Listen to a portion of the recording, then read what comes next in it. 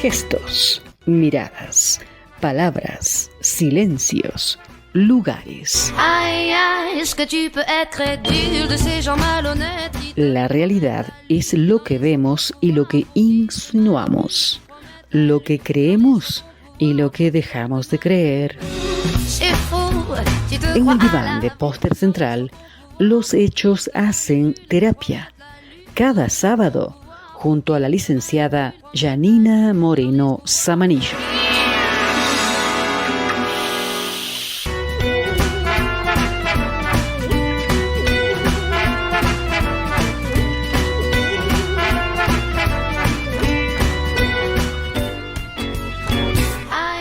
Momento de poner a la realidad en el diván, de encontrarnos en esa mirada reflexiva sobre los hechos y tratar de enfocarlos desde otra perspectiva, de quitarles la cáscara y quedarnos con lo efectivamente real, con lo que sucede, con lo que nos impacta, con lo que nos condiciona. Y por eso es que sumamos a la licenciada Janina Moreno Samanillo. ¿Cómo le va, señora? Muy tardes. Bien, ¿cómo le va, señor? Muy bien.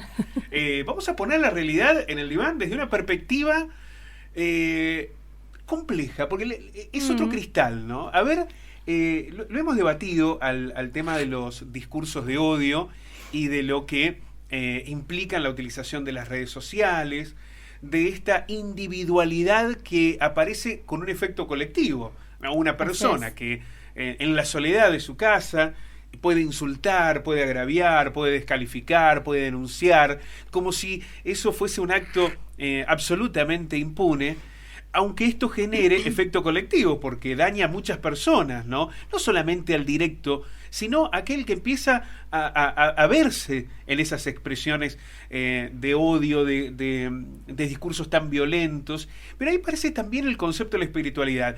El Papa León XIV, esta semana, haciendo referencia a los medios de comunicación, también reflexionó sobre el tema. Bueno, Francisco lo ha dicho en muchas oportunidades. Si te parece, Yanni, vamos a sumar al padre Carlos Forcato para que nos ayude en esta mesa de análisis. Padre, ¿cómo le va? Muy buenas tardes. Muy buenas tardes, Pablo, y saludos a toda la audiencia y al licenciado también ahí. Bueno, un verdadero placer. Padre, imagino que estas expresiones que se han naturalizado lamentablemente, a veces hasta de los ámbitos institucionales, no lo voy a comprometer en este sentido, pero desde el presidente para abajo, parece que hasta la política, quienes deben tener un discurso de autoridad, ponen de manera muy sencilla, ¿no? Que insultos, agravios, descalificaciones, dichos sobre los otros que a veces no necesariamente deben ser verdad, pero les alcanza con que sean verosímiles, y después las conductas sociales cotidianas, desde la espiritualidad, desde el rol de la Iglesia. ¿Qué se puede hacer en este sentido?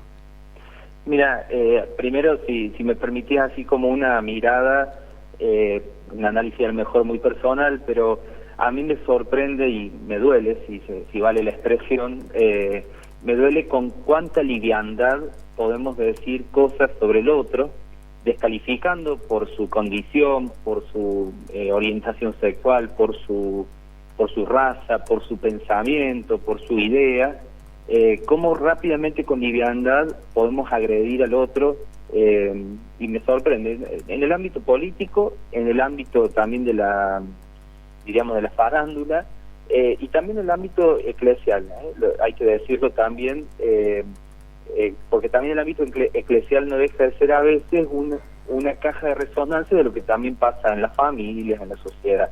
Eso por un lado, ¿no? A mí me duele y coincido con esto, ¿no? Cómo los discursos de odio, bueno, revelan algo muy triste de que algo está pasando en el corazón de esas personas, ¿no?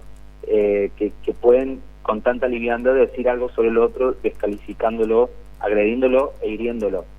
Desde el punto de vista de la espiritualidad, bueno, me parece que ahí está la pregunta.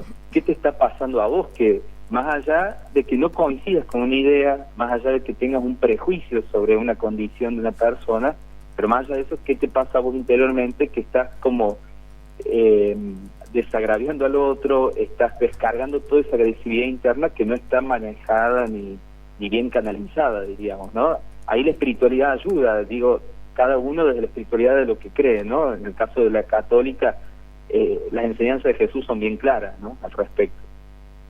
Es interesante esto que plantea padre sobre qué nos puede pasar, digo, porque en la introducción yo apelé fundamentalmente al receptor de ese discurso de odio, ¿no? Me pensaba, digo, qué difícil para una persona a la que agravian por las redes sociales, pero también para el que observa esos agravios y piensa que a lo mejor en algún momento puede ser también un destinatario de los mismos. Pero es interesante lo que usted lo señala, porque nos lleva hasta el otro enfoque, ¿no? ¿Qué pasa con aquel que está expresando esos discursos de odio? ¿Qué le puede suceder interiormente en sus vínculos, en su vida personal, para ser capaz de decir cosas tan brutales sobre otra persona, para descalificarlo y en algún punto, no sé si comparte, padre, hasta deshumanizar al otro? Porque para decirle algo tan duro, dejamos de verlo como un par, como una persona, como alguien que puede verse triste, y en eso hay un acto de deshumanización. Tal cual, coincido plenamente. Es cierto que yo me detuve sobre todo en el que agravia y qué es lo que está pasando en su interior, pero también el que lo recepta. Mira, por ponerte un ejemplo, hace poco cuando falleció el Papa Francisco, escuché a Monseñor García Cuerva, que es el arzobispo de Buenos Aires, bueno, todas las descalificaciones que tuvo apenas el Papa lo había nombrado.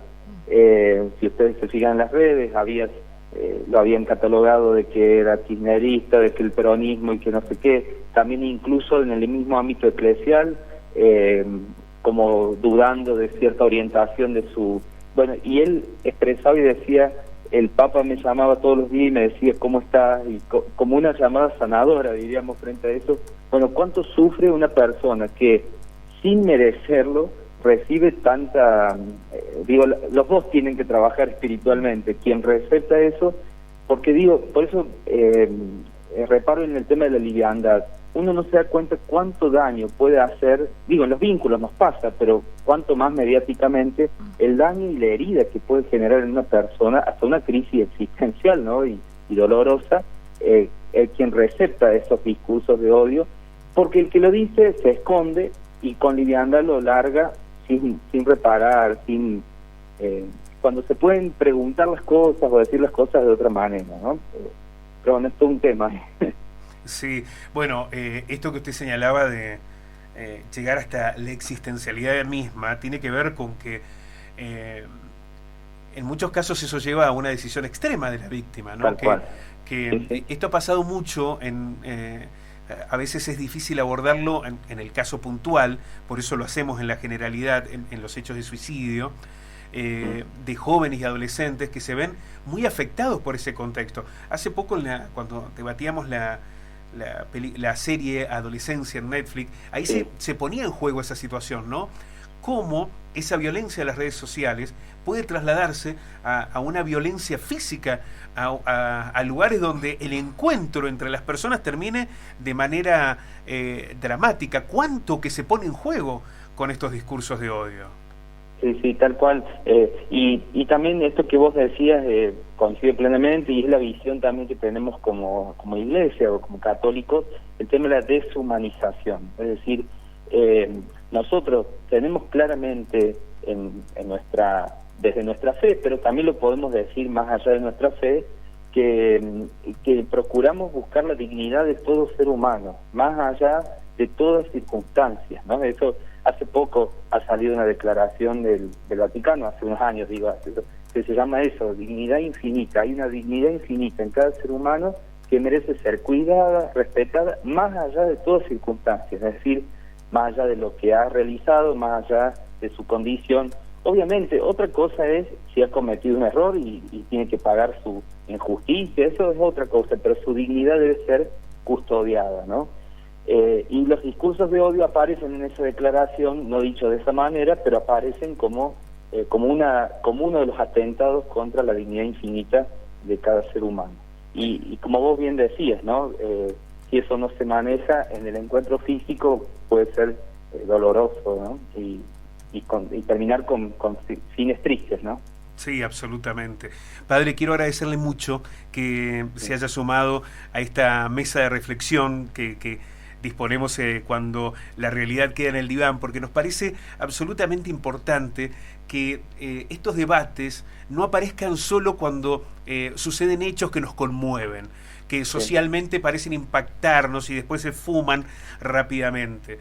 Porque lo que se pone en juego con la utilización de los discursos de odios y las posibilidades de impunes que dan las redes sociales es que muchas personas se vean afectadas, dañadas, incluso hasta situaciones absolutamente dolorosas. Por eso es necesario y el aporte de la espiritualidad puede ser muy valioso en este sentido. Padre, quiero agradecerle muchísimo. Sí, si me permite una cosita más, creo que, también el tema de, trabajar el corazón, nosotros diríamos con ese lenguaje. Trabajar el corazón significa, poder expresarlo a alguien, poder expresar lo que nos pasa, pedir ayuda, pero también preguntarnos qué hago con estos sentimientos de agresividad que todos tenemos en cierto momento de la vida, broncas, situaciones que nos duelen, que nos generan rencores, odios. El tema es qué hago con ellos, a dónde me llevan, ¿no? Ese es el trabajo interior que hay que hacer. Y lamentablemente estas situaciones en las redes sociales generan como un caldo de cultivo y hasta incluso generan opinión. Esto a mí me asusta. Es decir, mucha gente que se deja llevar por el discurso de odios de otros, ¿no? Y genera una opinión sobre una persona o sobre una situación a partir del odio de otros, ¿no? Bueno, creo que eso hay que cortarlo. No sé cómo, no sé cuáles son los medios, pero nos deben llevar a la reflexión y a tratar de discernir cuál es mi opinión personal y qué es lo que está influenciado por otros que en realidad en vez de generar unidad, paz, generan descalificación, odio y que no nos lleva a nada bueno, ¿no? Bueno, muchas gracias por el espacio. Padre, por favor, ha sido un verdadero placer. Nos ha ayudado muchísimo a generar algunos de los ejes de análisis que son imprescindibles en este tema. Un fuerte abrazo. Bueno, muchas gracias, Pablo, y saludos a toda la audiencia.